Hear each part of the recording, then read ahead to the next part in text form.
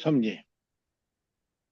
अल्हम्दुलिल्लाहि रब्बिल आलमीन, सलातु वस्सलाम अला रसूलिहिन नबील करीम व अला आलिहि व अस्हाबिहि अजमाइन।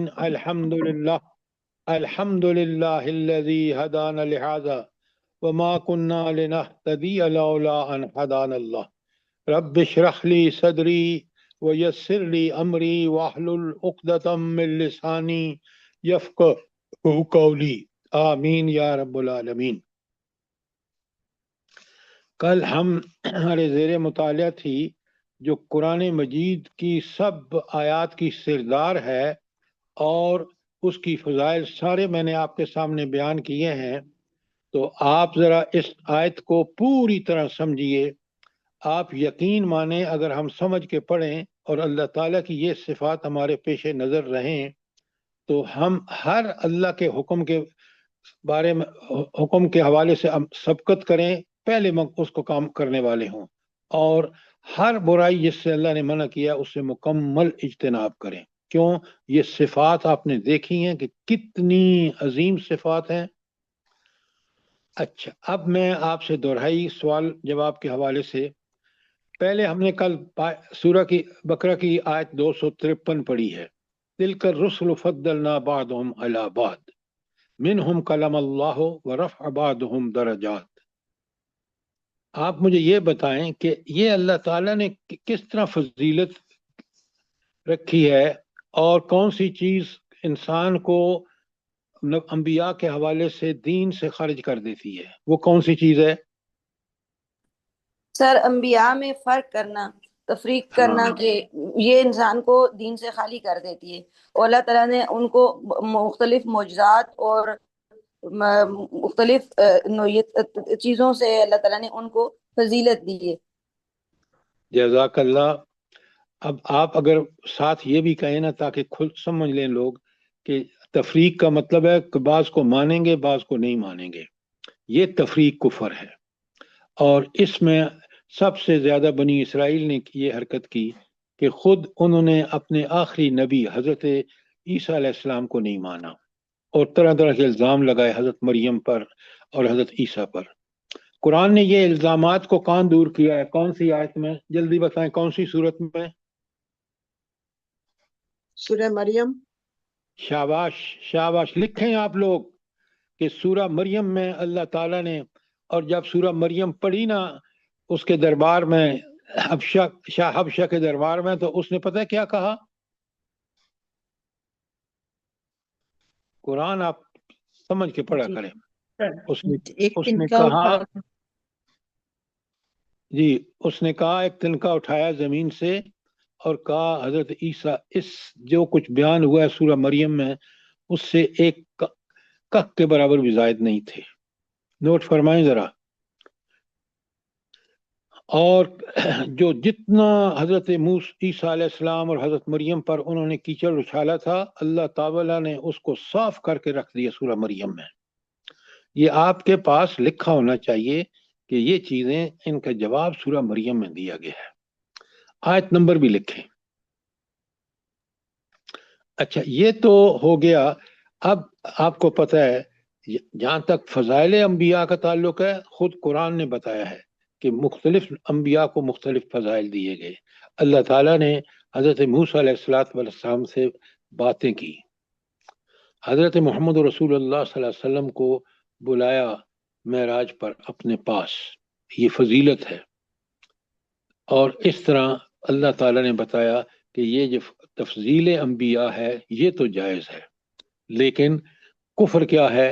वो है तफरीक अंबिया। ये उसूल है और इसको समझ लें। इसीलिए हम तमाम अंबिया जो अल्लाह ने भेजे उन सब पर ईमान लाते हैं। यही तफरीक अंबिया की नफी है। कोई सवाल यहाँ तक? सूरत मरियम की आयत बता दो। मरियम की आयतें आप लिखें। अच्छा, मन कलम अल्लाह के बारे में मरियम की आयत 51 52 है। आपने 30 से 34 तक लिखवाई थी जी 30 से 34 तक कल आपने लिखवाई थी। आप जरा नोट फरमाएं, मैंने वो लिखवाई थी हजरत मरियम के बारे में। अच्छा। और ये جو 51-52 ہیں یہ سورہ مریم کی آیات ہیں حضرت موسیٰ کے بارے میں. آپ ذرا لکھنے میں تساہل نہ کیا کریں نا. یہ حضرت عیسیٰ کے بارے میں یا حضرت موسیٰ کے بارے میں؟ دیکھیں حضرت موسیٰ کے بارے میں ہے منہم من کلم اللہ، تو یہ حضرت موسیٰ نے باتیں کی تھیں اور 51-52 اس کے بارے میں ہے. اور حضرت عیسیٰ کے بارے میں وَأَيَّدْنَاهُ بِالرُّوحِ الْقُدُسِ اس میں آیت 30 اور 30 تا 34 ہے.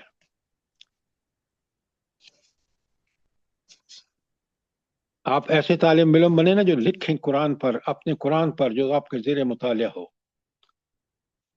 اچھا اب آ جائیں آیت 254 پر. یہ کل ہم نے پڑھی تھی. یہ انفاق فی سبیل اللہ کے بارے میں کب کرنا چاہیے جلدی بتائیں. دین کی سربلندی کے لیے. کب کرنا چاہیے؟ شبانہ سوال کو سمجھا خاص کریں. طور پر جہاد کے آج موسم کے میں. کب کرنا چاہیے؟ من قبل، آیت پڑھیں آپ، من قبل ان یاتی یوم لا بیع فیہ ولا خلۃ ولا شفاعہ. مرنے سے پہلے، بہت پہلے، جب انسان زندگی میں ہو، مال ہو اس کے پاس، اور اس مال کو اللہ کے دین کی سربلندی، اور پھر ساری میں نے آیات بھیج چکا ہوں کہ جن لوگوں کو وہ تفصیل ہے کہ کون حقدار ہے صدقات و خیرات اور زکوٰۃ کا. اور آج میں نے آپ کو قرآن میں جتنی آیتیں ہیں وہ ساری بھیج دی ہیں. ملی ہیں نہیں آپ کو؟ جی سر. تو خدا کے لیے آپ سوچیں، کبھی آپ ان کو فائل بنا لینا تو آپ کے بڑے کام آئیں گی، آپ کی اولادوں کے کام آئیں گی. لیکن آپ پڑھ کے اس کو ڈیلیٹ کر دیتے ہیں. کیا فائدہ اتنی محنت کا کہ آپ ان چیزوں سے بھرپور فائدہ نہیں اٹھاتے. اچھا اب آگے ساری آیات اسی کے بارے میں آئیں گی، انفاق فی سبیل اللہ کے بارے میں. تو میں نے اس لیے بھیجا ہے کہ تاکہ آپ کے پاس پورا قرآن سے جو انفاق فی سبیل اللہ کے حوالے سے آیات ہیں وہ آپ کے سامنے ہوں. اچھا وہ تو جب بات آئے گی تو کریں گے. اب ہم آتے ہیں آیت اس پر، آیت الکرسی پر. یہ جو جملہ ہے اللہ لا الہ الا ہو، اللہ تعالیٰ کے علاوہ کوئی معبود نہیں ہے، یہ اللہ تعالیٰ نے کیوں فرمایا ہے کہ معبود سوائے اللہ کے کوئی نہیں ہے؟ کیوں؟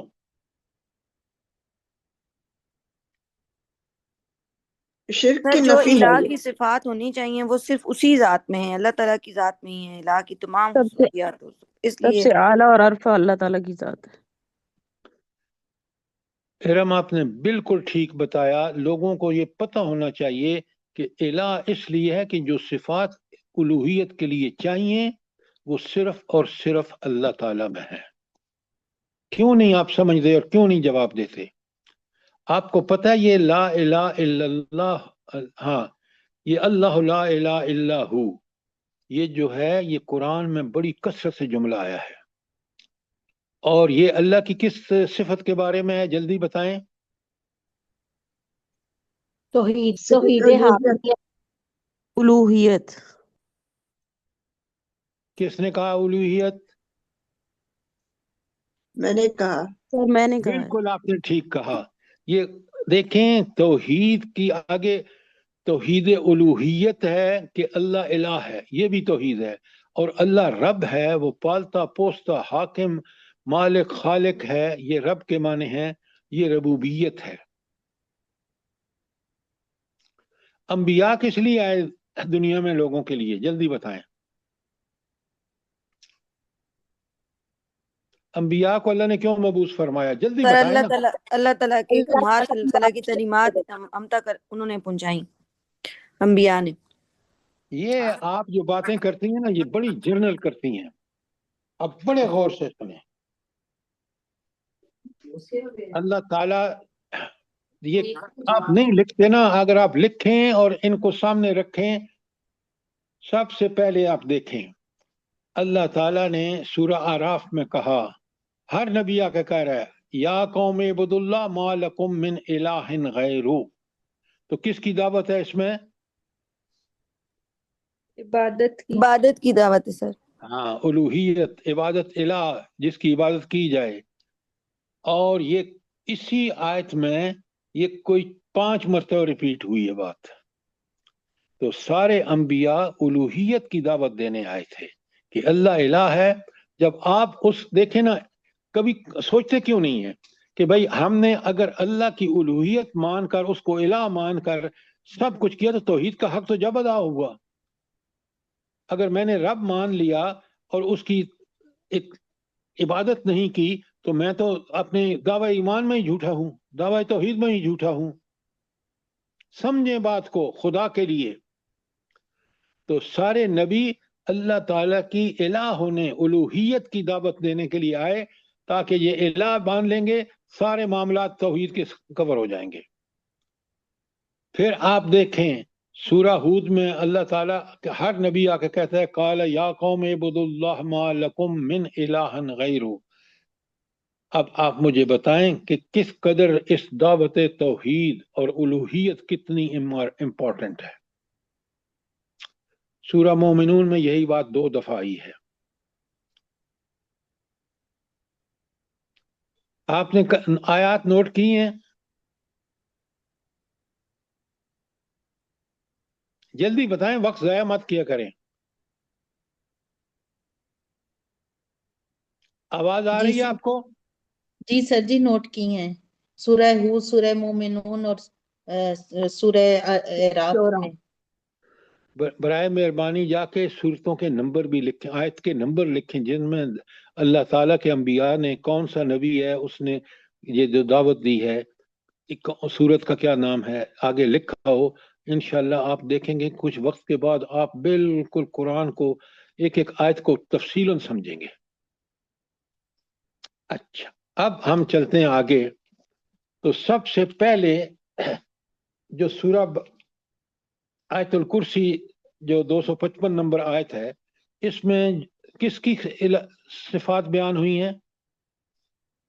اللہ تعالیٰ کی الہ کی. اللہ اللہ سبحانہ و تعالیٰ تعالیٰ. کی الوہیت کی. بھائی یہ اللہ تعالیٰ مت کہا کریں، اللہ تعالیٰ کی الوہیت کی بیان. لا الہ الا ہو، آگے ساری صفات اس الہ کی ہیں. بات جنرل مت کیا کریں تاکہ لوگ سمجھیں. الوہیت یہ ہے کہ اللہ کو الہ ماننا، ربوبیت یہ ہے کہ رب کو حاکم، خالق، مالک، رازق اور حاکم سمجھنا. اچھا، اب میں آپ کو آج کچھ چیزیں ایسی بتاؤں گا جو آپ اگر عمل کریں گے تو انشاءاللہ آپ ہی کو بہت فائدہ پہنچے گا. اچھا، اب مجھے یہ بتائیں کہ الوہیت اور ربوبیت کا آپس میں قرآن نے کیا تعلق بتایا ہے؟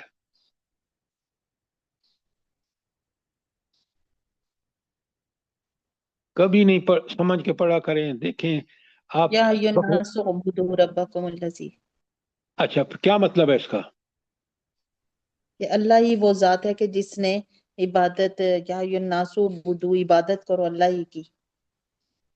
اللہ اکبر، آپ بالکل غلط کہہ سر رہے جی، ہیں. سر جی، یہ جو ربوبیت ہے نا، یہ رب سے ہے.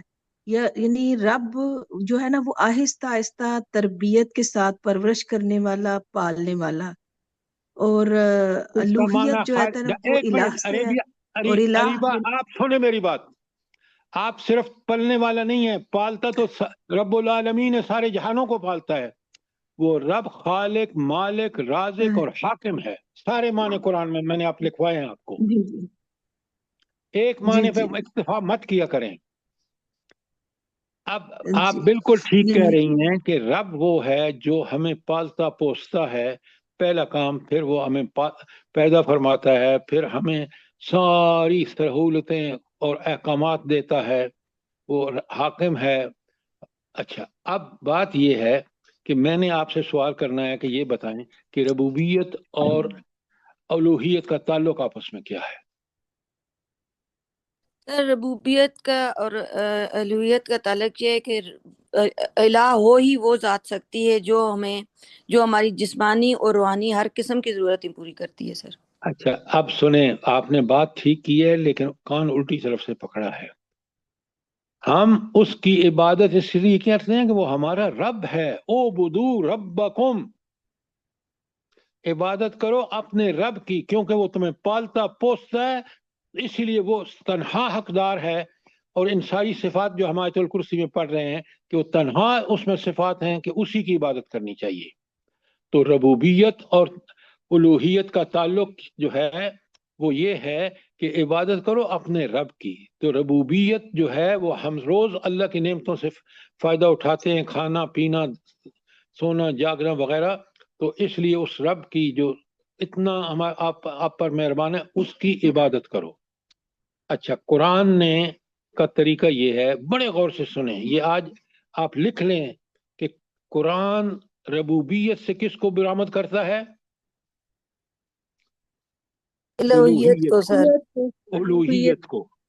اب لکھیں قرآن کی آیات، آپ روز پڑھتے ہیں کبھی غور نہیں کرتے. آپ مجھے یہ بتائیں، بڑے غور سے سنیں، جب میں پڑھتا ہوں الحمدللہ رب العالمین الرحمن الرحیم مالک یوم الدین ایاک نعبد و ایاک نستعین، یہ میں نے 1 تا 5 آیات پڑھی ہیں. ان آیات کا آپس میں کیا تعلق ہے؟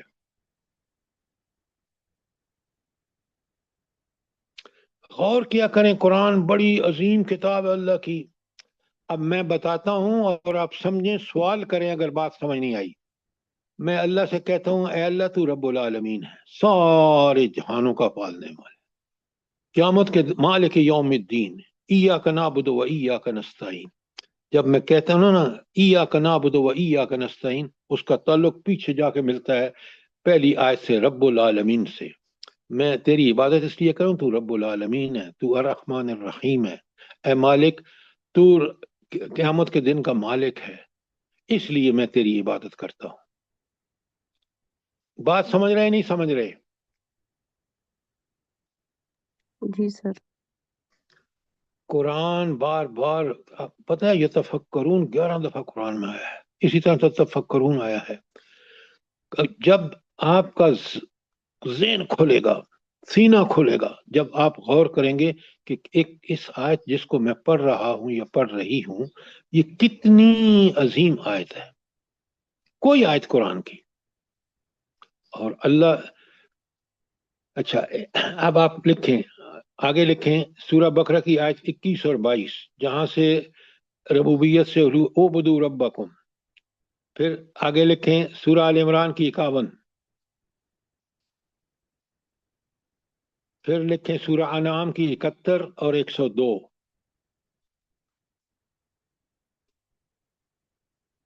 دس کی 31، 10 سورہ یونس ہے.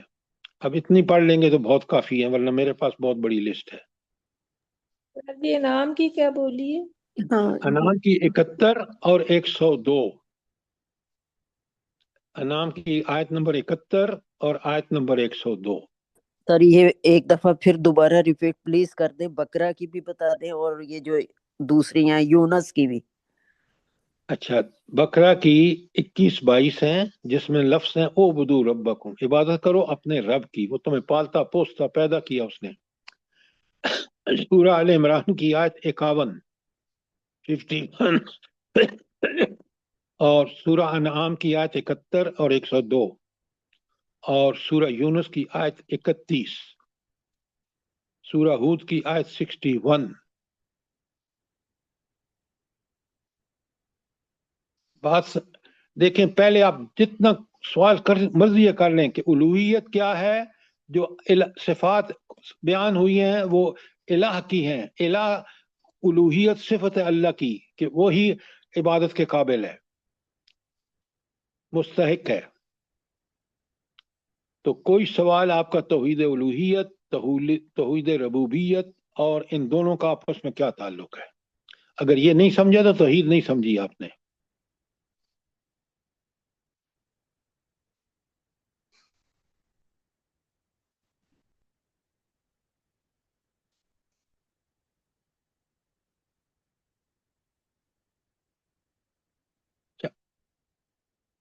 کوئی سوال نہیں ہے آپ کا؟ اگلا سوال سنیے بڑا غور سے اور جواب دیجیے.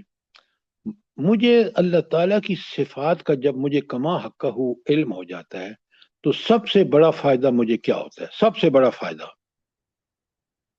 صفات الہی کے سمجھنے پڑھنے کے بعد سب سے بڑا فائدہ مجھے کیا ہوتا ہے؟ سر جب مجھے صفات الہی کا علم ہو جاتا ہے اور میں اس کو سمجھ لیتی ہوں تو سب سے پہلی چیز جو میرے اندر تبدیلی آتی ہے، مجھے اللہ تعالیٰ کی محبت میرے اندر بہت زیادہ بڑھ جاتی ہے، جو مجھے اللہ تعالیٰ کے احکامات پہ عمل پہ ابھارتی ہے. پھر ارم آپ نے تقویٰ بھی ٹھیک بڑھ کہا. جاتا ہے. اگر عقیدہ بھی پختہ ہو جاتا ہے اور عمل صالح بھی پختہ ہو جاتا ہے، اور اللہ اب اور اللہ کے سنیں بات میری سنیں. سب سے بڑا فائدہ جب میں اس رب کی صفات پہچان لیتا ہوں، میرا ایمان پکا ہو جاتا ہے. جب میرا ایمان پکا ہوتا ہے تو عمل صالح خود بخود پکا ہوتا ہے. تو سب سے بڑا اصل چیز میری دولت ایمان ہے. میرا قبلہ جب سیدھا ہوتا ہے جب میں اپنے رب کی صفات کو کما حقہ جانتا ہوں. میری توحید جب کلیئر ہوتی ہے جب میں اللہ تعالیٰ کی صفات کو جانتا ہوں. اب سمجھ آئی کہ نہیں آئی؟ جی سر الحمدللہ. اچھا، اب ہم آتے ہیں آج کے سبق کی طرف، اور آپ بڑے غور سے سنیں تاکہ آپ، میں پھر دوہرا رہا ہوں، سورہ جو بقرہ کی آیت 255 ہے اس میں میں نے آپ کو ہینڈ آؤٹ بھیجا، الہ کی صفات بتائی ہیں. کبھی آپ غور سے پڑھیں، سمجھیں کہ یہ وہ صفات ہیں جو اس کو ہمارا الہ بنانے پر ہم اس کا سب سے زیادہ حق ہے. کسی اور میں صفات نہیں ہے، نہ یہ صفات ہیں کسی میں، نہ کوئی اور معبود ہو سکتا ہے. اور شرک اس لیے سب سے بڑا گناہ ہے کہ آپ ان لوگوں کو، بتوں کو اپنے ہاتھ سے بناتے ہیں، پیروں فقیروں اور انبیاء کی بجائے انبیاء کی فالو کرنے کے لیے، ان کی اطاعت کرنے کے، ہم پتہ نہیں ان کو خدا سے جوڑ دیتے ہیں. نعوذ باللہ، کتنی بڑی غلط حرکت ہے. اچھا، اب پہلی، اللہ لا الہ الا ہو. اب اللہ کون ہے؟ ساری صفات. پہلی صفت آئی ہے، آپ کو پتہ ہے کہ پہلی صفت جو آئی ہے وہ ہے اللہ لا الہ الا هو الحی القیوم. جب وہ خود زندہ اپنے بلبوتے پر زندہ ہے اور ساری مخلوق کو موت وہی دیتا ہے. یحیی و یمیت، تو اس کا مطلب ہے کہ وہ زندہ جاوید ہے. اگر وہ اونگ آتی، نیند آتی جو آگے آ رہا ہے، تو پھر تو وہ بے خبر ہو جاتا، غافل ہو جاتا اور دنیا تہس نہس ہو جاتی. اور پھر فرمایا والقیوم ہے، اور قیوم کے معنی ہے جو خود بھی ذات اپنی ذات پہ قائم ہے، ہمیشہ قائم رہے گا. هو الاول والآخر، اور جس پر ہر چیز کا قیام اور بقا منحصر ہے. میں اسی وقت دنیا میں کام کر سکوں جب تک وہ مجھے موت نہیں دیتا. جب موت آئے گی بات ختم. اور اس نے مجھے اختیار دیا ہے دنیا میں، چاہے تو میں اس کو فالو کروں گا تو میری اپنی ذات کے لیے بہتر ہے، میں خود مزے لوں گا اللہ کی عبادت کر کے دنیا اور آخرت دونوں میں. اور اگر میں نے اس کے خلاف کیا تو ذلیل دنیا میں بھی ہوں گا آخر میں. اور اس کی مثال آج امت مسلمہ، نام و نہاد امت مسلمہ آپ کے آنکھوں کے سامنے ہے. اگر میں اور آپ اس سے بھی سبق نہیں لیں گے تو بتائیں نا کہ دنیا میں ہم ان کو ذلیل و خوار ہوتے دیکھ رہے ہیں. اچھا، دوسری صفت جو بتائی گئی ہے کہ اس کو لا تاخذ سنۃ ولا نوم.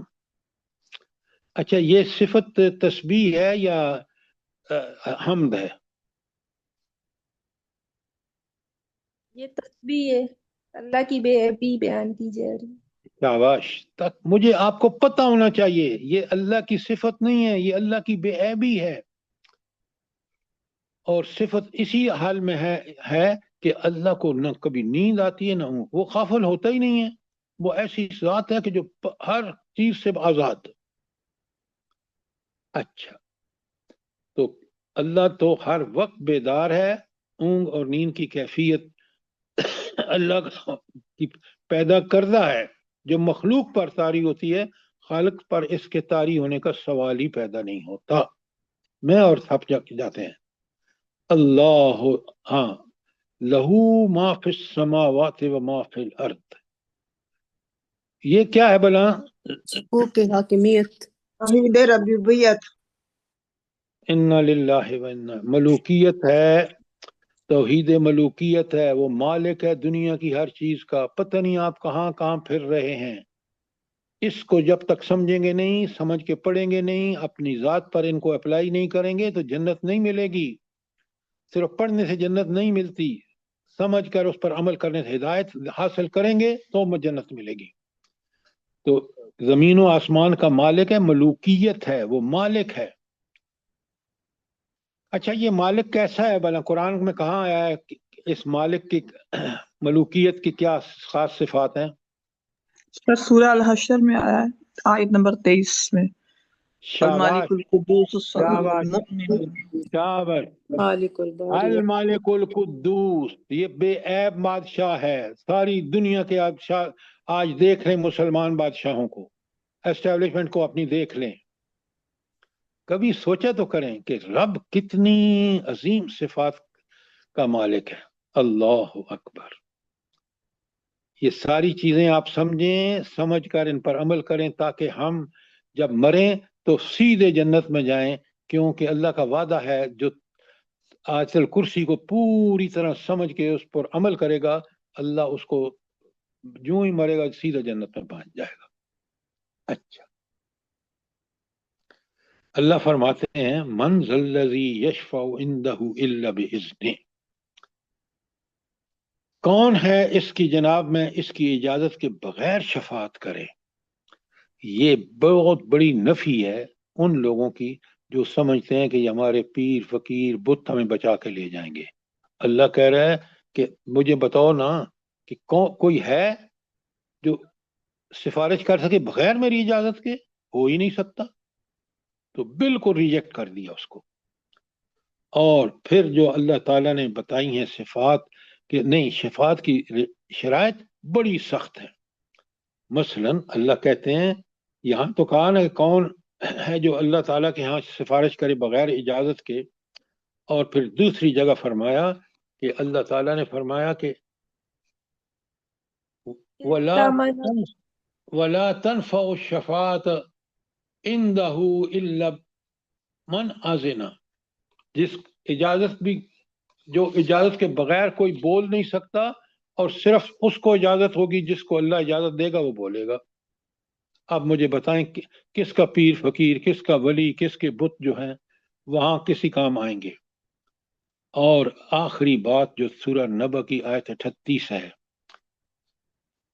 کچھ یہ چیزیں آپ یاد کر لینا. میں آپ کو بتاؤں، سورہ نبا آپ پڑھیں نا شروع سے آخر تک، اور روز گانا پڑھیں، قیامت کے مناظر سارے آپ کے سامنے آ جاتے ہیں. اور آپ پھر قیامت کے بارے میں یقین اور اللہ کا خوف اور اللہ کی محبت کہ وہ کیسا بادشاہ ہے آپ کو سب چیزوں سے بچائیں گے. تو اللہ فرماتے ہیں لا یکلمون الا من اذن له الرحمن وقال الصواب. لفظ رحمان آیا، ذرا نوٹ فرمائیں. کوئی سوال یہاں پر؟ اور اس کو کیا کہیں گے لا یتکلمون الا من اذن له الرحمن وقال الصواب؟ توحید قدرت اور اختیار. جی توحید قدرت اور اختیار سر آپ نے کل لکھوایا تھا. ہاں لیکن آپ بتاتے نہیں ہیں نا. اچھا اس کے بعد چھٹی دلیل جو کل میں نے آخری بتائی تھی آپ کو وہ تھی کہ ولا یحیطون بشیء من علمہ الا بما شاء. اور اللہ تعالیٰ یہ یعلم ما بین ایدیہم وما خلفہم. نہیں، ولا یحیطون بشیء من علمہ الا بما شاء، یہ چھٹی ہے جو میں نے کل پڑھائی تھی آپ کو. سر 5ویں رہ گئی ہے، یعلم ما بین ایدیہم وما خلفہم. یہ 5ویں کون سی توحید ہے یہ؟ توحید علم. توحید علم اور اختیار. توحید علم کیوں ہے سر اس میں جو سر وہ ہے جانتا ہے جو کچھ بھی ہے، آگے پیچھے پہلے بعد میں سب کو جانتا ہے. وہ جانتا ہے بالکل. کوئی انسان نہیں جان سکتا انبیاء کو بھی اتنا ہی علم ہے جتنا اللہ نے دیا ہے. یاد رکھیں یہ بڑی اللہ تعالیٰ کا علم کی وسعتیں یہاں بیان ہوئی ہیں. اور پھر آگے فرمایا 6 آیت میں وَلَا يُحِيطُونَ بِشَيْءٍ مِّنْ عِلْمِهِ إِلَّا بِمَا شَاءَ، اور اللہ تعالیٰ انسان کے علم میں کس بھی بات کا بھی احاطہ نہیں کر سکتا، انسان احاطہ نہیں کر سکتا اللہ کے علم کا، مگر جتنی بات کا علم وہ خود انسان کو دیتا ہے.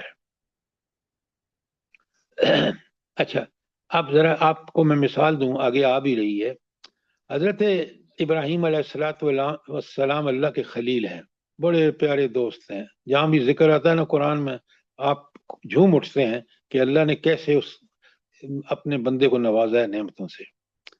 تو وہ اللہ سے کہتے ہیں اللہ یہ آپ مردے کو زندہ کیسا کرتے ہیں؟ تو پہلے تو اللہ فوراً سوال پوچھتے ہیں ابراہیم کیا تو اس پر ایمان نہیں رکھتا؟ بڑی پیاری بات ہے. حضرت ابراہیم فرماتے ہیں یا اللہ ایمان تو پکا ہے لیکن میں اس کو اچھی طرح سمجھنا چاہتا ہوں یقین کی حد تک. تو اللہ تعالیٰ ان سے کہتے ہیں 4 فرشتے پال لے، ان کو سدھا لے، سدھانے کے بعد ان کا قیمہ کر اور ان کو رکھا جا کے کسی پہاڑ کی چوٹی پر، اور پھر پکار، وہ تیرے سامنے زندہ جاویز زندہ ہوتے ہوئے چلتے ہوئے آئیں گے. آگے آ رہا ہے. تو یہ ہے اللہ کی قدرتیں کہ اللہ نے ابراہیم علیہ السلام کو شرح صدر کے لیے یہ سب کچھ دکھا دیا. اب آئیے 7ویں دلیل. اچھا یہ جو ولا یحیطون بشیء من علمہ الا بما شاء، یہ کون سی صفت ہے اللہ کی؟ توحید علم و اختیار. لکھ لیں تاکہ آپ کو سمجھے، غور و فکر کریں، جی سوال کریں مجھ سے. لکھا ہوا ہے علم اور اختیار، یا نا؟ میں لکھے ہوئے کی بات نہیں کر رہا، میں سمجھنے والی کی بات کر رہا ہوں. اچھا اب سنیں. سیدھی یہ کون سی ہے؟ آپ نے علم اور اختیار تو یہ اللہ باذن یعلم وہ یعلم ما بین ہے، یہ کون سی ہے صرف؟ دیکھیں یا پہلی یا وہ توحید علم ہے کہ سارا ہر چیز کا علم اس کے پاس ہے. ہاں جی. اور نیچے آپ ولا یحیطون بشیء من علمہ، عربی آتی ہے آپ کو؟ ہاں ہاں یہ بھی وہی ہے. ہاں جی یہ بھی وہی ہے. بالکل وہی نہیں ہے، وہ ہے پورے کا پورا علم اللہ کو ہے، لیکن جو علم اللہ نے انسانوں کو دیا ہے یہ اس کے بارے میں ہے بات. بات سمجھ آئی کہ نہیں آئی؟ ٹھیک ٹھیک ٹھیک. جی جی جی ٹھیک ہو گیا. جزاک. ہاں ذرا کلیئرلی پڑھا اور سمجھا کریں تاکہ آپ لوگوں کو سمجھانے کے قابل ہو جائیں. اچھا اب اگلی دلیل ہے وسع کرسی السماوات والارض. اب میں اور آپ پڑھ کے بس گزر جاتے ہیں. یہاں کرسی سے مطلب ہے اس کا حکومت، اس کا اقتدار، اس کا اختیار پوری کائنات اور اس کے ذرے ذرے پر ہے. یہ کوئی کس کلیم نہیں کر سکتا. یہ دنیا میں وہ اللہ جس کو چاہتا ہے عزت دیتا ہے، جس کو چاہتا ہے ذلت دیتا ہے، جس کو چاہتا ہے ملک دیتا ہے، جس کو چاہتا ہے ملک چھین لیتا ہے. آپ دیکھ لیں فرعون سے کس طرح ملک چھینا اللہ تعالیٰ نے، ڈبو کے غرق کر دیا، نام و نشان نہیں رہا، اور کہتا انا ربکم الاعلی. مشرف کو دیکھ لیں دور اقتدار میں اس نے کیا نہیں کیا، کس طرح اللہ کے پیارے بندوں کو بیچا امریکہ کو، ڈالر لیے، کس طرح اس نے عزت مآب بچیوں کو جلا کے کیلشیم سے تاکہ ہڈیاں پہچانی بھی نہ جا سکیں. اللہ نے ایسا عبرت کا نمونہ بنایا، بیماری ایسی لگی کہ دوائی کوئی نہیں تھی اس کے پاس، دنیا پوری میں دوائی نہیں تھی. تو میرے رب کے کارنامے دیکھیں اور ڈریں، خوف کھائیں کہ جب وہ پکڑتا ہے اپنی نافرمانیوں پر، کوئی امریکہ ہو، پوری گورنمنٹ پاکستان کی ہو، کسی نے بچایا نہیں مشرف کو. بچا سکا؟ ذرا ان واقعات سے عبرت لیں. تو اللہ کی حکومت کیسی ہے؟ ذرے ذرے پر، پوری پوری زمین و آسمان کے درمیان کہکشائیں ہیں، جو کچھ ہے سب پہ حکومت کس کی ہے؟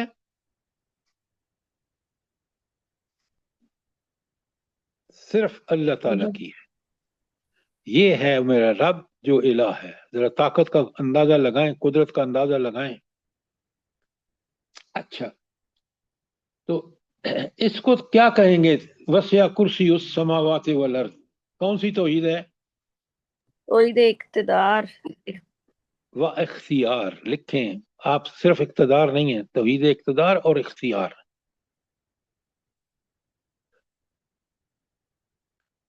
اچھا، میں آپ کو ایک مثال دیتا ہوں. آپ مجھے یہ بتائیں کہ آپ کے پرائم منسٹر کے پاس اقتدار تو ہے، اختیار بھی ہے. نہیں سر، اختیار نہیں ہے، اختیار اللہ یہ تعالیٰ ہے. کے ان کو سمجھیں تاکہ آپ کو پتہ چلے کہ اللہ ہی کے پاس اقتدار بھی ہے اور اختیار بھی ہے. بات سمجھ آئی ارم کہ نہیں آئی؟ الحمدللہ سر. جی جزاک اللہ. جی سر جی یہ تو دنیاوی اقتدار و اختیار ہے نا. اس کی مثال وہ جو حضرت ابراہیم علیہ السلام کی تھی نمرود کے ساتھ مکالمہ. یعنی اس نے تو کہا تھا میں بھی زندہ کر دیتا ہوں، مارتا ہوں، لیکن جب بات آئی کہ سورج کو مشرق سے مغرب، تب یہ وہ مثال اس پہ کوٹ ہوتی ہے. آپ ذرا بات کو پوری طرح سمجھیں. رب کا اقتدار اور اختیار کامل. یہ جو آپ حضرت ابراہیم کی مثال دے رہے ہیں وہ ان کے بصیرت کی بات تھی. کیوں؟ اگر وہ اس سے کہتے کہ تو نہیں کر سکتا، وہ ایک بندے کو بلاتا، اس کو قتل کر دیتا اور ایک چھوڑ دیتا اس کو جس کو سزائے موت ہو تھی. انہوں نے فوراً دوسرا سوال کیا. آپ اس سے غلط نتائج نہ. دوسرا سوال کیا تھا کہ ہاں بھائی، تو اگر اتنا ہی قابل ہے تو لے آنا سورج کو مغرب سے، میرا رب مشرق کو لاتا ہے. چپ. اس کے کوئی نمرود ہکا بکا رہ گیا. ذرا چیزوں کو صحیح پرسپیکٹو میں سمجھیں. حضرت ابراہیم کے پاس کوئی طاقت نہیں تھی، حضرت ابراہیم کے پاس بصیرت تھی. اس بصیرت کے استعمال سے انہوں نے یہ بات سمجھی. اب بات سمجھ آئی کہ نہیں آئی؟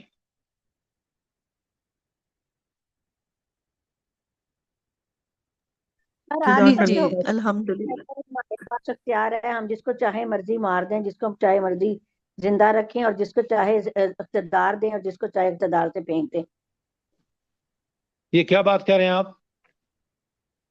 بتائیں. سر آپ حکمران اور جس کے پاس طاقت ہو جاتی ہے یا عہدہ آج مل جاتا ہے، وہ بھی تو یہی کہتا ہے کہ ہمارے پاس اختیار ہے جی، ہم جس کو چاہے اقتدار میں رکھیں، جس میں چاہے لیکن ابراہیم علیہ السلام کا واقعہ اللہ نے اس طرح بیان کیا کہ ساری چیزوں کا مالک اللہ ہے. ان کو جو اختیار دیا ہے آزمائش کے لیے دیا ہے، اور یہ کسی کی جان نہیں لے سکتے الا یہ کہ اللہ چاہے تو. یہ آپ اس طرح کی بھول بھلائیوں میں نہ رہیں کہ وہ جو چاہے کریں.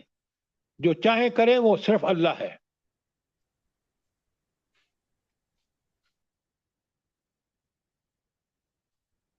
کوئی سوال آپ کا یہ جو وسع کرسی السماوات والارض کے حوالے سے؟ شاباش. اب آ جائیں 8ویں اللہ تعالیٰ کی صفت ہے جو توحید الوہیت کی، ولا یعودہ حفظہما، اور زمین و آسمان دونوں کی نگرانی اور نگہبانی اور حفاظت اس کو نہیں تھکاتی. پہلی بات تو یہ تسبیح ہے، بے عیب اللہ کی بے عیبی بیان ہو رہی ہے. اس کو تنزیہ صفت کہیں گے یا تسبیح کہیں گے.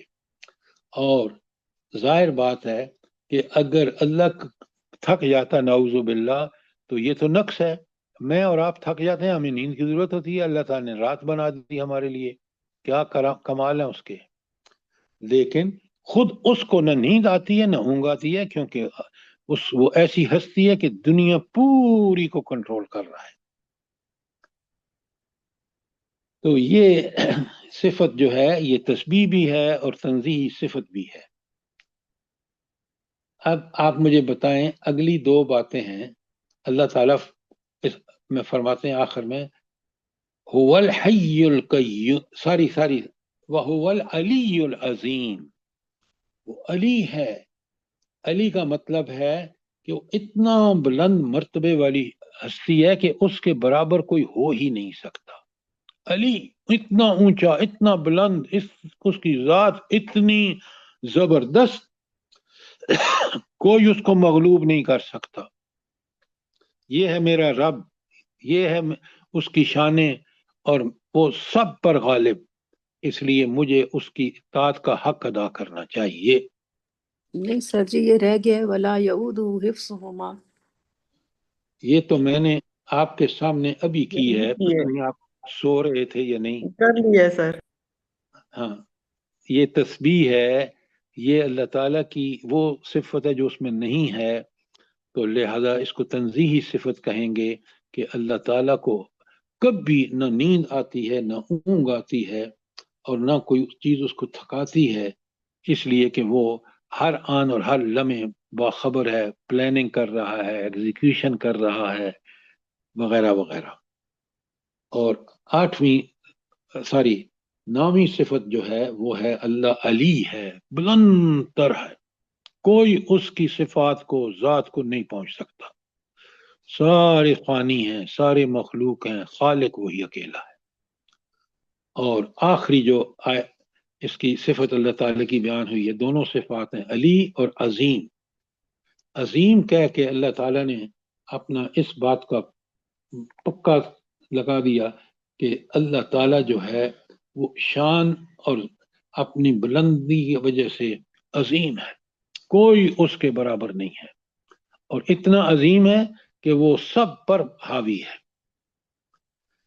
تو یہ تھی سورہ بقرہ کی آیت 255، جس کی صفات میں نے فضائل آپ کو سال پہلے بیان کی ہیں. اب آپ کو سمجھ آ گئی ہوگی کہ یہاں جو صفات الہی بیان ہوئی ہیں الوہیت کی، یا توحید ایک الوہیت ہے، ایک ربوبیت ہے، تو توحید الوہیت کی جو شان بیان ہوئی ہے یہاں، وہ کسی اور ہستی میں ہو ہی نہیں سکتی. وہ خالق، مالک، رازق، حاکم ہے، اور یہ ساری صفات اس کی بیان ہوئی ہیں یہاں بقرہ 255 میں، اور وہی اس کا حقدار ہے کہ اس کی عبادت کی جائے. علم اس کا کامل، لہذا ہر بات جو اس نے قرآن میں فرمائی ہے وہ برحق. کرسی اس کی پوری کائنات پر حاوی، لہذا ہر حکم بالکل پرفیکٹ. میرا اور کام آپ کا، ہم انسان ہونے کی حیثیت سے جو اس نے ہمیں صلاحیتیں، جو اس نے ہمیں ہدایات عطا فرمائی ہیں، وہ اس کا کرم، اور ہمیں اس کی پوری پوری حفاظت کرنی چاہیے. اب سورہ بقرہ پہ، سورہ آیت الکرسی پہ کوئی سوال ہو آپ کا، کسی قسم کا، آپ کو موقع ہے. سر بہت خوبصورت طریقے سے آپ نے سمجھائی ہے، بہت ہی اللہ پاک آپ کو جزائے خیر جزاک دے. اللہ خیرن کثیرہ سر جی، اللہ تعالیٰ آپ کو اس کی بہترین جزا دے. بہرحال میری کوشش یہ ہے کہ میں خود بھی سمجھوں، آپ بھی سمجھیں، تاکہ ہم اس آیت الکرسی جو اس قرآن کی عظیم صورت ہے، عظیم ترین سب سے، کیونکہ اللہ تعالیٰ کی صفات بیان ہوئی ہیں، میں اور آپ اس کا حق ادا کریں، تاکہ ہم جنت میں مرنے کے فوراً بعد اللہ تعالیٰ کا حکم ہو جائے اور ہم جنت میں چلے جائیں. ٹھیک ہوگی بات؟ انشاءاللہ اللہ پاک سب کو توفیق دے اسی طرح سمجھنے کی جیسے آپ سمجھاتے ہیں سر. جزاک اللہ خیر. جی اب چلتے ہیں، اگر کوئی آپ کا سوال نہیں ہے تو آیت 256 پر جو نیکسٹ آیت ہے، اللہ تعالیٰ فرماتے ہیں لا اکراہ فی الدین، دین میں کوئی جبر نہیں ہے. اس کا کیا مطلب ہے؟ جلدی بتائیں. اگر یہ مجھے نہیں پتا تو بن جاتے ہیں، چلے کاٹتے ہیں، اس میں کوئی اللہ نے آپ الٹی بات مت کریں، آپ مجھے سر اس کا کوئی بھی مفہوم بتائیں. سر کوئی بھی دین اسلام میں زبردستی داخل نہیں ہم کرا سکتے. کیوں نہیں کرا سکتے؟ سر اس کا میرے ذہن میں یہ بات آ رہی ہے کہ اللہ تعالیٰ نے ہر انسان کے اندر فَأَلْهَمَا فُجُورَهَا وَتَقْوَاهَا رکھا ہے. اب اس کو جو استعمال کرے گا اس کے مطابق وہ اپنے پہچان لے اور اپنے اختیار سے اس میں آ سکتا ہے سر یہ آیت الکرسی کے بعد جو آیت آئی ہے اسی لیے اللہ تعالیٰ بتا رہا ہے کہ اتنی ساری صفات اللہ کی جاننے کے بعد بھی اگر کوئی نہیں آتا تو اس کو زبردستی نہیں لایا جا سکتا. نہیں بیٹا، آپ میری بات سنیں بڑے غور سے. اللہ تعالیٰ نے سب بیان کرنے کے بعد قرآن میں صاف بتا دیا ہے کہ تم چاہو، یہ اختیار ہے بندے کو، چاہو اس کو قبول کر لو، قبول کرنے کے فائدے دنیا اور آخرت دونوں میں، چاہو تو اس کو انکار کر دو، اور اگر تم چاہو تو اس کا کے راستے میں رکاوٹیں کھڑی کرو، اس کا انجام دنیا میں بھگتو گے اور آخرت میں بھی. یہ ہے وہ بڑی وجہ جس کی وجہ سے دین میں کوئی زبردستی نہیں ہے، لا اکراہ فی الدین، کہ اللہ تعالیٰ نے خود اجازت دے دی، اور اجازت ہی امتحان ہے. بڑا غور سے سمجھیں جو بات میں آپ سے کہہ رہا ہوں. امتحان اس لیے کہ اگر اس اجازت کا ناجائز فائدہ اٹھایا تو کافر ہوگے اور دنیا اور آخرت کی ذلتیں تمہارا مقدر ہو، اور اگر اس کو مان لوگے، اس اللہ جس کی صفات اوپر آئی ہیں بقرہ کی 255 میں، وہ تمہیں نوازے گا اپنی اقتدار اور اختیار کی وجہ سے، اپنے علم کی وجہ سے وہ تمہیں نوازے گا دنیا میں بھی اور آخرت میں بھی. یہ بات سمجھ آ گئی آپ کو کہ نہیں آئی؟ جی سر، جزاک اللہ. جی سر، اس میں ایک واقعہ جو بیان کیا گیا ہے انصار کا کہ وہ یہودی یا عیسائی ہو گئے تھے تو پھر وہ مسلمان ہو گئے، تو انہوں نے اپنی اولاد کو بھی جو یہودی عیسائی ہو گئے تھے زبردستی مسلمان بنانا چاہتا، جس کے اوپر یہ آیت نازل ہوئی. یہ ٹھیک ہے؟ آپ دیکھیں یہ آیت بڑی جنرل ہے، یہ اس واقعے کا وہ ان کو اختیار تھا، یہ پہلے سے اللہ نے اختیار دے دیا تھا کہ پہلے وہ یہودی ہو گئے پھر مسلمان ہو گئے، اولاد یہودی ہو گئی اور پھر مسلمان نہیں ہوئی. آپ اس کا اطلاع کیوں کر رہے ہیں؟ کوئی وجہ نہیں میرے سامنے. یہ اللہ کی ایک دی ہوئی آزادی ہے اور یہی آزادی امتحان ہے. اب بات سمجھ رہے ہیں افضل صاحب کہ نہیں؟ جی سر، میں یہی کہہ رہا ہوں، صحیح، میں اختلاف نہیں کر رہا، ایگری اتفاق کر رہا ہوں. اچھا اب آگے چلیں.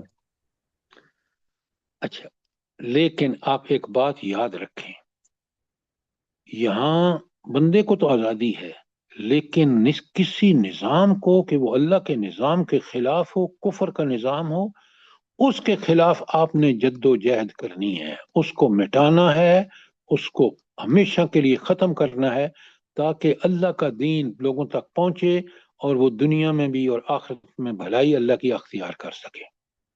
لہٰذا یہ بات اپنی جگہ کہ آپ مجبور نہیں کر، اللہ نے آزادی دی، لیکن اللہ نے یہ صاف بتا دیا کہ نظام کفر کو مٹانے کے لیے، دین کے غلبے کے لیے جو بھی جد و جہد کریں گے، جو بھی مال خرچ کریں گے، اللہ اس کو قرض حسنہ کہتا ہے. ذرا نوٹ فرمائیں، یہ چیزوں کو بڑا اچھی طرح سمجھیں، ایک پہلو کو لے کے مت دوڑ پڑیں. تو نظام کے خلاف جد و جہد کرنا، چاہے وہ جانی ہو یا مالی ہو، یہ میرا اور آپ کا فرض ہے، تاکہ لوگوں تک اللہ کا دین پہنچے اور کوئی باطل نظام لوگوں کو روکے نہیں دین کی طرف آنے سے.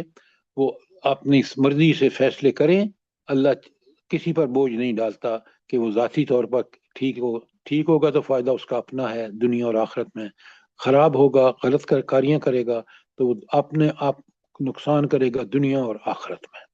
یہ آپ آج کے مسلمان ملکوں کے حالات کو دیکھ کر پوری طرح سمجھ سکتے ہیں. بات کلیئر ہے؟ جی سر، جزاک اللہ خیر. جی سر، یہی بات یہ آپ نے بہت اچھی اس کی ایکسپلینیشن کر دی آخر میں، کیونکہ یہی لوگ کاؤنٹر آرگومنٹ کے طور پہ پیش کرتے ہیں جب کسی کو کچھ کہہ دو، کہتے دین میں تو زور زبردستی ہے ہی نہیں. نہیں، باطل نظام کے خلاف جد و جہد آپ کا دینی فریضہ ہے ڈاکٹر صاحبہ. اگر آپ نے اس کے لیے کوشش نہ کی تو اللہ کے ہاں آپ سے پوچھا جائے گا. آپ خود دیکھیں اللہ کے رسول صلی اللہ علیہ وسلم اور صحابہ خاص کر خلفائے راشدین نے کس طرح دین غاصب پر کے خلاف جد و جہد کر کے اور اللہ کے دین کو پھیلایا، اور آج ہم بھی مسلمان اسی وجہ سے ہیں کہ ان کی محنتوں کے نتیجے میں لوگوں کو اسلام کا پتہ چلا. تو یہ بات بے انتہا ضروری ہے کہ ہم نے نظام باطل کے خلاف जद्दोजहद जानी भी माली करना हमारा फर्ज है। इसलिए यहाँ ये आयत उसी उम्मत को बताई जा रही है जो उम्मत को अब अल्लाह ने मनसब पर फायज किया कि दीनी की आदत उनके पास है। बात समझ आई डॉक्टर साहबा कि नहीं? जी सर, जज़ाकल्लाह। सर अगर हम तलवार से जहाद नहीं कर सकती हैं तो हम जुबान और कलम से तो जहाद कर सकते हैं ना। ज़किया बहन, आप मुजाहिद तैयार कर सकते हैं। सबसे बड़ा काम जो है अपनी औलादों को मुजाहिद बनाएं। अब मेरी बात समझ रही है नहीं समझ रही? आपसे बड़ा कोई काम नहीं कर सकता। जी सर। औरत अगर अपने मुकाम को समझे ना, वो सारे अंबिया मुजाहिदीन उसी की गोद में पले हैं। अच्छा, अब एक बड़ा अहम मजमून और है जिसके हम मुजरम हैं। अल्लाह ताला कहते हैं इसी आयत 256 में, वो मैं यकफुर बित्तागूत व युमिन रुश्द मिन गैर रह गया है। जी, कौन सा रह गया है? हाँ, जज़ाकल्लाह जज़ाकल्लाह जज़ाकल्लाह। अल्लाह ताला फरमाते हैं, बड़ी प्यारी बात आपने की है और मुझे इसको खोलना था, मैंने भूल गया। अल्लाह ताला फरमाते हैं कि वमन यकफुर बित्तागूत, वही नहीं, उससे पहले अल्लाह क्या कहते हैं? कद तबय्यन रुश्द मिनल गय। हिदायत गुमराही से बिल्कुल वाज़े कर दी गई है। गुमराही क्या है, हिदायत क्या है, कैसे वाज़े की है कुरान में अल्लाह ताला ने? जल्दी बताएं नादरा भाभी, जल्दी बताएं। आप सुने बड़े गौर से, मैं बताता हूं आपको। जहां कुरान ने जन्नत का जिक्र किया वहां दोज़ख का, जहां कुरान ने जिक्र किया बुरे लोगों का, बुराई का, वहां अच्छाई का, जहां बदअखलाकी का जिक्र किया वहां अखलाक का। तो कुरान ने खोल खोल के पूरा, आप कुरान का मुताला कर लें, एक गुमराही को खोला, एक एक बुराई को खोला और एक एक नेकी को वाज़े कर दिया। कद तबय्यन रुश्द मिनल गय, ये मामूली नहीं है, पूरा कुरान इसकी गवाही दे रहा है। नबी करीम सल्लम की जिंदगी इसकी गवाही दे रही है कि आपने किस तरह बुराइयों को कुरान से पढ़ के समझ के मिटाया और किस तरह नेकियों को प्रमोट किया। बात समझ आई कि नहीं आई? अल्हम्दुलिल्लाह, जज़ाकल्लाह खैरन कसीरा। आमीन सुम्मा आमीन। अच्छा, अब आप आगे चलते हैं। बड़ी अहम आयत है। आज आप देखें, फमन यकफुर बित्तागूत, जो कोई भी तागूत का इनकार करे। अब बड़ा सुने पहले गौर से, तागूत है क्या, ताकि आपको समझ आ जाए। अच्छा, एक हाकमियत है अल्लाह ताला की कि उसके हुक्म आते हैं। सबसे पहला, इंसान का नफ्स भी तागूत हो जा सकता है। क्यों? वो नफ्स कहता है नहीं, अल्लाह की पैरवी, अहकामात की पैरवी छोड़ो, मेरे ख्वाहिशात के पीछे चलो। तो इसका मतलब है कि उस शख्स ने अपने नफ्स को अल्लाह बना लिया। उसका नफ्स क्या है? जल्दी बताएं, क्या है उसका नफ्स? तागूत है, क्योंकि अल्लाह के मुकाबले में। अच्छा, हर वो जज तागूत है जो फैसले कुरान और सुन्नत के अदल के मुताबिक ना करे। हर वो हुक्मरान तागूत है जो अल्लाह के मुकाबले में अपना हुक्म चलाए। आज आप देख लें, आपकी एस्टेब्लिशमेंट हो, दुनिया के मुसलमान नामो निहाद हुक्मरान हो, वो तागूत है। गलत तो नहीं कह रहा? जी सर, बिल्कुल सर, सही कह रहे हैं। हाँ। अच्छा, और आज के उलमाए सू भी बिल्कुल आपने ठीक कहा, वो तागूत हैं। क्यों?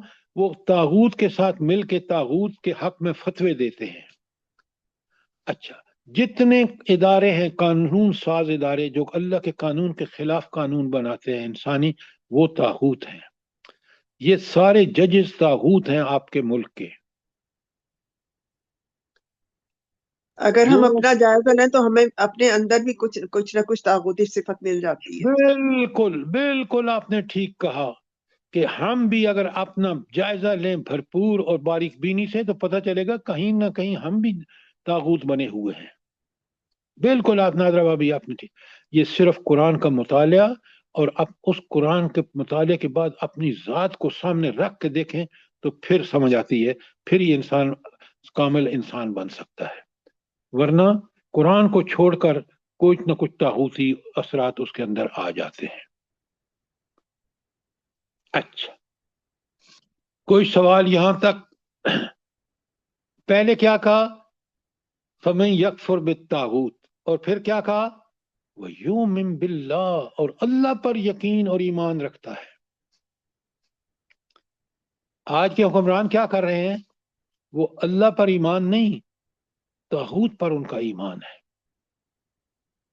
سر اسی لیے برباد ہو رہی ہے پوری دنیا نا. اللہ کو جب تک آپ برحق نہیں مانیں گے، طاغوت کا سے جان دیکھیں. یہاں اللہ کہہ رہے ہیں فَمَن يَكْفُرْ، جو طاغوت کا انکار کرے وہ یؤمن باللہ، اور اللہ پر ایمان لائے. اچھا یہ مجھے بتائیں، بڑے غور سے سنیں بات کو. سوال، لا الہ الا اللہ میں لا کیا چیز ہے؟ سر طاغوت سے انکار ہے. یکفر بالطاغوت، فَمَن يَكْفُرْ بِالطَّاغُوتِ لا ہے، اور لا الہ الا اللہ کیا ہے؟ وَيُؤْمِن بِاللَّهِ. یؤمن باللہ. Excellent excellent. یہ ہے وہ چیز جو میں اور آپ سمجھیں قرآن سے. یہ بڑی اہم آیت ہے کہ جو کوئی طاغوت کا انکار کرے. اچھا میں آپ کو کچھ طاغوت کی آیتیں لکھوا کے پھر ترجمہ بھی کرتا ہوں. آپ لکھیں ذرا. زمر کی سورہ زمر کی آیت 17، سورہ نحل کی آیت 16،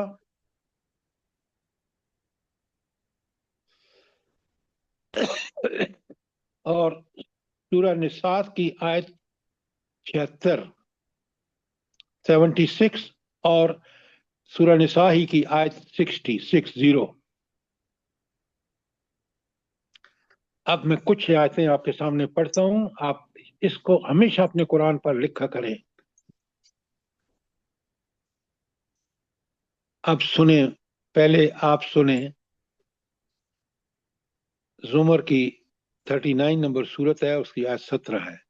والذین اجتنبوا الطاغوت، وہ لوگ جو طاغوت کی بندگی سے اجتناب کرتے ہیں، بچتے ہیں. ان یعبدوہا، کہ اس کی عبادت کریں. وَأَنَابُوا إِلَى اللَّهِ، اور صرف رجوع کس کی طرف کرتے ہیں؟ اپنے اللہ کی طرف. اللہ کہتے ہیں لَهُمُ الْبُشْرَى، انہی کے لیے بشارت ہے جنت کی. تو طاغوت کا انکار اور اللہ کی طرف مکمل رجوع، یہی مومن کا نشان ہے. اللہ کہتے ہیں وَبَشِّرْ عِبَادٍ، میرے بندوں کو خوشخبری دو گو. کون سے؟ جو طاغوت کا انکار کر کے. آپ کبھی سوچیں نبی کریم صلی اللہ علیہ وسلم کے زمانے میں بڑے بڑے طاغوت تھے. خود عرب کتنے مشرکین عرب طاغوت تھے. خود بادشاہ کتنے کیسر و کسرا کتنے بڑے طاغوت تھے. کیا نبی کریم صلی اللہ علیہ وآلہ وسلم نے کسی طاغوت کا اقرار کیا؟ ان کو ختم کر کے چھوڑا. بالکل بھی نہیں سر. تو آج میں اور آپ کیوں بنے ہوئے ہیں؟ جب ہم اس کے پیرو ہیں، جب اللہ قرآن میں یہ مجھے کہہ رہا ہے کہ جو طاغوت کی بندگی سے بچے، کہ اس کی عبادت کرے اور اللہ کا بندہ بن جائے، اسی کے لیے خوشخبری ہے. اچھا یہ تو تھی نا سورہ زمر کی آیت، اللہ بھلا کرے آپ کو 17. میں آپ کے سامنے سورہ نحل کی آیت 36 بتا رہا ہوں، سنیں بڑے غور سے. سورہ نحل آیت 36. وَلَقَدْ بَعَثْنَا فِي كُلِّ أُمَّةٍ رَسُولًا، ہم نے ہر امت میں رسول بھیج دیے. کس لیے؟ بڑے غور سے سنیں. أَنِ اعْبُدُوا اللَّهَ، کہ ایک اللہ کی عبادت کرو. وَاجْتَنِبُوا الطَّاغُوتَ، اور طاغوت سے بچو. تو کتنا بڑا اللہ نے حکم دیا ہے. اور آخر میں سورہ نساء کی آیت 76 پڑھ رہا ہوں، بڑے غور سے سنیں. الذین آمنوا یقاتلون فی سبیل اللہ، جو مومن ہیں وہ کس کے راستے میں لڑتے ہیں؟ اللہ کے راستے میں. آج ہے کوئی مومن جو لڑے جا کے اس میں فلسطین میں مجاہدین کے ساتھ؟ ذرا اسے سوال کی سر دہشت گرد بنا دیا جاتا ہے، اسے مجاہد کو دہشت گرد کہتے ہیں۔ یہ مسلمانوں کا حال ہے، ذرا نوٹ فرمائیں ذکیہ صاحبہ۔ اللہ تعالیٰ کہتے ہیں والذین کفروا، وہ لوگ جو کافر ہوئے، یقاتلون فی سبیل الطاغوت، وہ طاغوت کے راستے میں لڑتے ہیں۔ جیسے ہم یقین دہانی کرا رہے ہیں نا کہ ہم فوجیں بھیجیں گے کس کی مدد کے لیے؟ اسرائیل کے۔ اسرائیل کی اللہ اللہ اکبر، آیت پڑھیں ذرا، ڈر جاتا ہے آدمی۔ الذین آمنوا، وہ لوگ جو ایمان لاتے ہیں، یقاتلون فی سبیل اللہ، اللہ کے راستے میں لڑتے ہیں جو ہم نہیں کر رہے۔ والذین کفروا، جنہوں نے انکار کیا، یقاتلون فی سبیل الطاغوت، وہ طاغوت کے راستے میں لڑتے ہیں۔ اللہ اکبر۔ آج دیکھ لیں وہ جتنے لسٹ مسلمان ملکوں کی ٹرمپ نے شائع کی ہے نا، وہ سارے مسلمان حکم کے سربراہ ہیں، یہ یقاتلون فی سبیل الطاغوت کر رہے ہیں۔ اللہ کہتے ہیں سبحان اللہ سبحان اللہ، فقاتلوا اولیاء الشیطان، ان شیطان کے دوستوں کو، ٹرمپ ہو یا اس کا اسرائیل کا صدر ہو، یہ اولیاء الشیطان ہیں۔ ان کید شیطان ضعیفہ، یہ کانا ضعیفہ، کہ یہ جو چال ہے طاغوت کی یہ بڑی کمزور ہے، یہ اللہ کہہ رہا ہے۔ اور آج آپ دیکھیں ایمان نہ ہونے کا نتیجہ یہ کہ کس قدر مسلمان حکمران ڈر رہے ہیں۔ اللہ ہمیں معاف کرے۔ سر جی یہ نساء کی 60 میں بھی ہے طاغوت۔ یہ کون سی ہے؟ سر جی ابھی تو آپ نے 76 پڑھی ہے نا، تو 60 آپ میں بھی۔ ڈاکٹر صاحب اپنا شبانہ بہن آپ پڑھیں نا، میں نے 3 آیتیں آپ کے سامنے رکھ دی ہیں، باقی میں نے آپ کو لکھوا دی ہیں، آپ ذرا مہربانی کر کے نساء کی 60 پڑھیں نا، خود سمجھیں۔ اگر کوئی دقت ہو تو مجھے سوال کریں، فون کریں یا کل کلاس میں پوچھیں۔ ٹھیک ہو گیا؟ سر یہ کوئی لیڈی ہے، وہ بیچاری کل سے میسج کر رہی ہیں، ان کو گروپ میں ایڈ کر لیں، 2-3 آپ ہیں۔ نام آپ سعدیہ مجھے ذرا نمبر اور ان کا نام بتا دیں، ابھی ایڈ ہو جائے گی۔ یہ میسج کیے میں انہوں نے، جو میرے خیال میں پیچھے بیٹھے ہیں نا، ان کو کہہ دیں تو وہ پڑھ لیں۔ وہ کل بھی کہہ رہے ہیں انہوں میں نے نے کر دیا ہے، وہ کہہ رہے ہیں میں نے کر دیا ہے۔ ٹھیک سر ہے، جی یہ جزاک۔ جو ابھی آپ نے زمر کی 17 اور نحل کی 16 بتائی تھی نا، میں نے آپ کو نحل کی ہاں 36 سر نے بتائی ہے۔ 36 بھی پڑھی تھی۔ 36 ٹھیک ہے سر جی، جزاک اللہ۔ اور سر ایک کوشچن ہے، میں یہ کہہ رہی تھی طاغوت کو آج کل کے زمانے سے کوئی ایک ایگزامپل دے کے سمجھا دیں تاکہ ہمیں ذرا واضح ہو جائے۔ اللہ اکبر اللہ اکبر۔ آپ مجھے یہ بتائیں، یہ مسلمان حکمران، یہ مسلمان جج اللہ کے مقابلے میں اللہ کے دین کے احکامات کے خلاف فیصلے دے رہے ہیں نہیں دے رہے؟ جی جی جلدی بتائیں، جی جی جی۔ دے رہے؟ تو پھر یہ طاغوت ہیں یا نہیں ہیں؟ یہ تو آپ اس کو طرح کیوں نہیں سمجھ آتا؟ تو سر اس طرح تو قرآن، آج کل سب چیزیں ہی طاغوت ہو رہی ہیں، مطلب ہر طرف ہی طاغوت پھیلا ہوا ہے۔ تو کیا پھر ہم طاغوت کے آگے سرنڈر کر دیں؟ نہیں اللہ سر کہہ، یہ شادیاں بیاہ تو سب سے زیادہ طاغوتی کام ہے۔ جی جی بالکل۔ بس آپ کو یہی لیکن نظر آتا مانتا ہے کوئی بھی نہیں ہے، سب اسی طرح کرتے ہیں جیسے طاغوت بولتا ہے۔ اگر آپ اس طاغوت کو مٹا دیں گے اور اللہ کے دین کو قائم کر دیں گے تو پھر ہی اللہ کا دین آئے گا۔ سر جی اب تو جو رسومات پہلے تھیں ان کو ہٹانے کے بجائے اب اور نئی چیزیں لا دی ہیں، اب قوالی نائٹ بھی ایڈ ہو گئی ہے جی، اب یہ بھی بہت ضروری ہو گئی ہے شادیوں میں، استغفر اللہ۔ ہاں بالکل۔ تو سر یہ ایسی ساری سچویشن میں کیسے بچا جائے؟ طاغوتی کام ہے۔ اب دیکھیں او ایسی ہو، سچویشن میں کیسا بچا جائے؟ ہم عدالتوں میں جاتے ہیں انصاف کے لیے، اور ادھر بھی سفارش پہ زیادہ پیسے لے کے لوگ مطلب 2 نمبر طریقے سے اگر کیسز جیت رہے ہیں یا کچھ، شادی بیاہ بھی مطلب کی بنا پہ ہو رہا ہے، جس کو مطلب ہے تو بس شادی کر رہے، نہیں مطلب تو فارغ۔ تو ایسی سچویشن میں آج کل کے زمانے میں پھر کیسے زندگی گزاری جائے طاغوت کے بغیر؟ مطلب ایسے تو بندے کا۔ سارا میری بات اور سارے لائک مائنڈڈ لوگ اگر مل کر اس طاغوت کو خاتمے کا اللہ کی تائید اور نصرت آئے گی. لیکن اگر بیٹھ کے گلے کرتے رہیں گے کچھ بھی نہیں ہوگا. آپ اب نے جو بات نحل کی 16 بتائی ہے وہ 16 نہیں ہے 36 ہے. 36 اس کی سر ایک ایگزامپل ہے، سوری آپ کو ڈسٹرب کی، یہ جیسے ابھی عمران وہ مطلب انصاف کی بنیاد پہ سفارشی لوگوں کو جو غلط طریقے سے ان کو ہائی لائٹ کر رہا تھا تو اس نے آواز اٹھائی ہے تو کیا ہوا ہے، وہ جیل میں چلا گیا ہے. تو ہم اگر لائک مائنڈڈ طاغوت کے خلاف اٹھائیں گے تو ہمارے ساتھ بھی یہی حال ہوگا.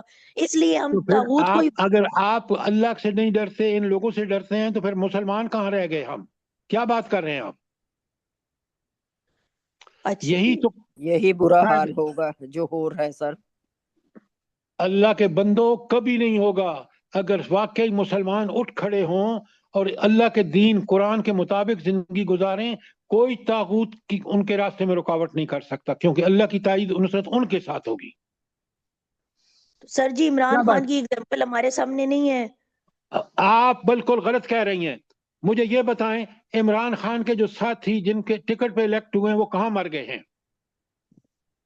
عمران خان بالکل ٹھیک کر رہا ہے، لیکن اس کے ساتھی کہاں مر گئے ہیں؟ مجھے بتائیں آپ کیا بات کر رہی ہیں آپ؟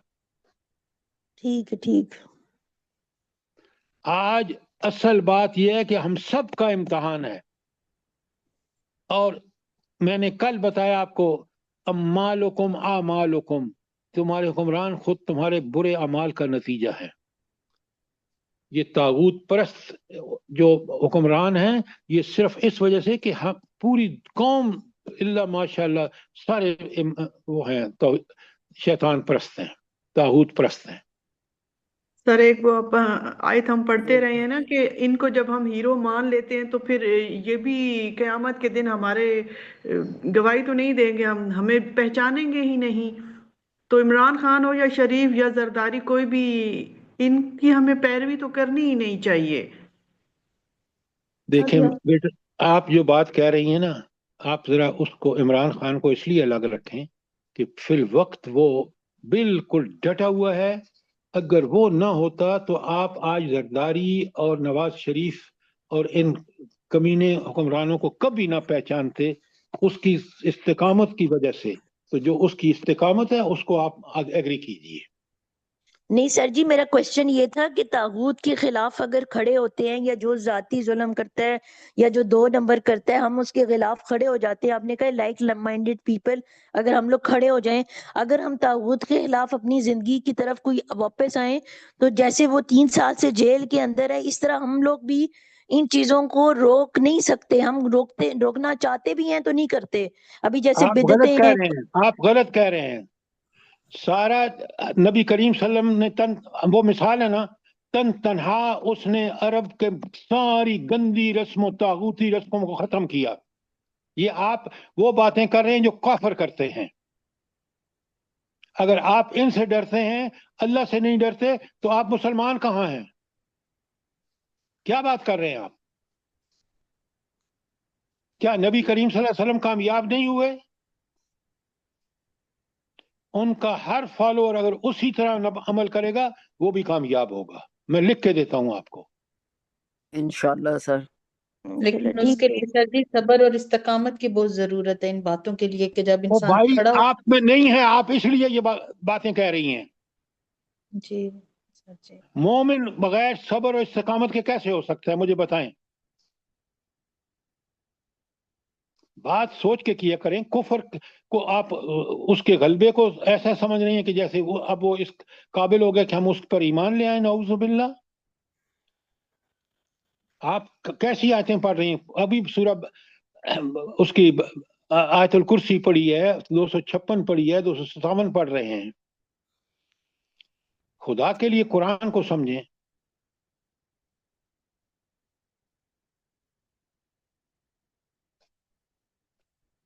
اچھا، میں نے آپ کے سامنے کل پھر انشاءاللہ اس کو دہراؤں گا. آج 257 کو، آج وقت ختم ہو گیا بلکہ اوور ہو گیا ہے. آپ قرآن کو برحق سمجھیں، آپ کفر کو برحق نعوذ باللہ نہ سمجھیں، نہ اس کو جو اللہ نے بیان کیا ہے وہی حقیقت ہے اور اسی کو ہمیں فالو کرنا چاہیے. रब्बना तकब्बल मिन्ना इन्नका अंतस समीउल अलीम व तुब अलैना इन्नका अंतत तव्वाबुर रहीम। जज़ाकल्लाह। आमीन सुमा आमीन। अल्लाह पाक आपको जज़ाए खैर दे और हम इसका सबको। मतलब है बाइकआउट करके रहना चाहिए, ऐसे लोगों से तो तागूती होते हैं। आहो कोशिश नहीं करनी चाहिए।